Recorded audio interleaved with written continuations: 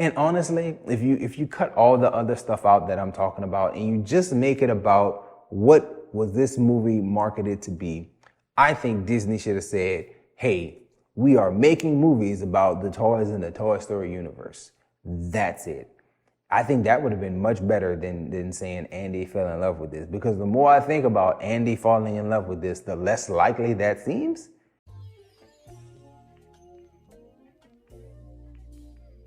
What's good, everybody? Welcome to Hope Views. Today we are talking about Lightyear. Thank you for clicking the thumbnail. We're gonna get into a spoiler discussion about the movie. I really wish that I knew how to talk about Lightyear, because I don't feel like I do.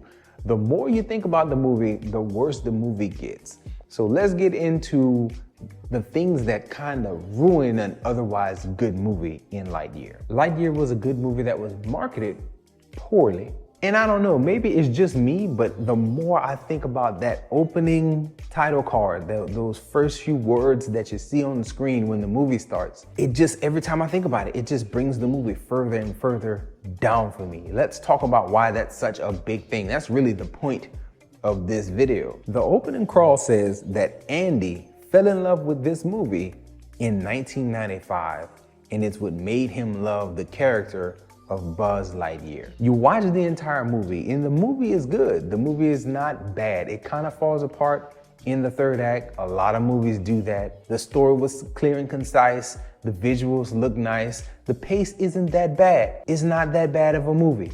But when you sit and you think about it, so many elements of this movie would not have been taking place in 1995. Adding to the fact that this movie is really not made to appeal to children at all. I watched this movie early in the morning. My two daughters woke up, they came in the front room, they sat next to me on the floor.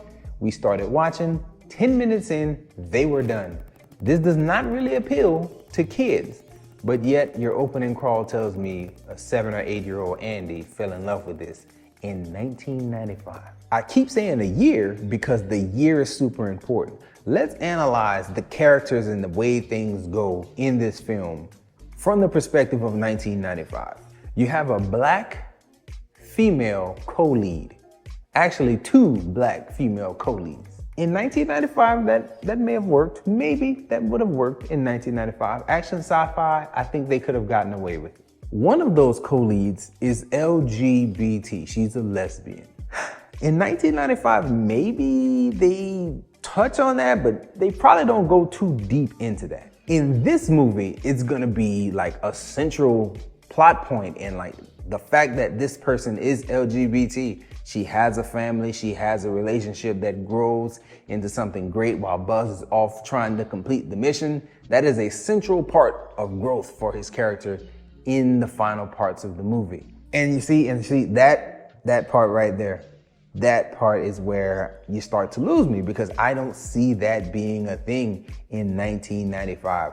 I see studios saying, not in a children's film. We're not gonna make that the central thing like that. Not in 95, maybe in 2022, maybe with, trying to get things to be normalized now. But back then, that's not flying at all. I think that was a huge part that just never really made sense. But let's continue to attack things that, maybe don't fit the idea of an 8-year-old loving this in the 90s. This movie has time travel, several time travel sequences that show other characters aging and one character not really aging, and it deals with like multiple timelines. I don't know if you have kids that will follow that in 1995 or any year that really can follow all that time travel, time jump and stuff. I just don't see that being a thing that kids are into. There's no music here. Like that's something that would have appealed to kids, but there's none of that. This movie even has post-credit scenes, not one, but two post-credit scenes. And you see, at that point for me, it's like, this is really not the 90s. Like, I know we had some post-credit scenes on random films throughout the 90s, but this feels like, hey, we just trying to set things up for sequels. And honestly, if you cut all the other stuff out that I'm talking about and you just make it about what was this movie marketed to be, I think Disney should have said, hey, we are making movies about the toys in the Toy Story universe. That's it.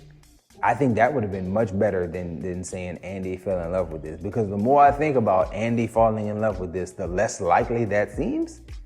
And the more likely it is that y'all just try to do the standard action movie thing of 2022, and it's just blaringly obvious. You know, again, the fact that you have a multicultural cast throughout the film, like, it's like checking boxes. Like, okay, we got a Latino character, we have a black female, we have LGBT. Like, we're gonna get money from all these different groups. We're gonna check all the boxes.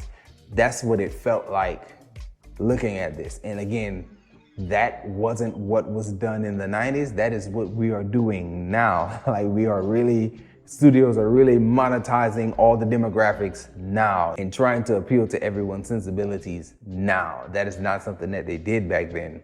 But I bet if they could time travel, they would want to go back and do that. Let's monetize everything. Let's get in early and show that we're progressive.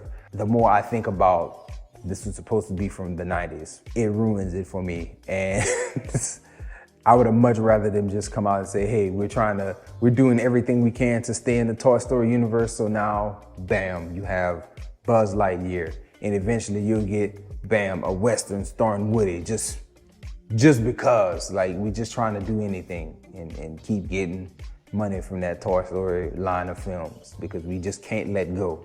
After 4 films, we just can't let go.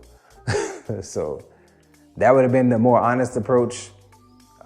Trying to slap a 95 label on this and say Andy loved it doesn't make sense.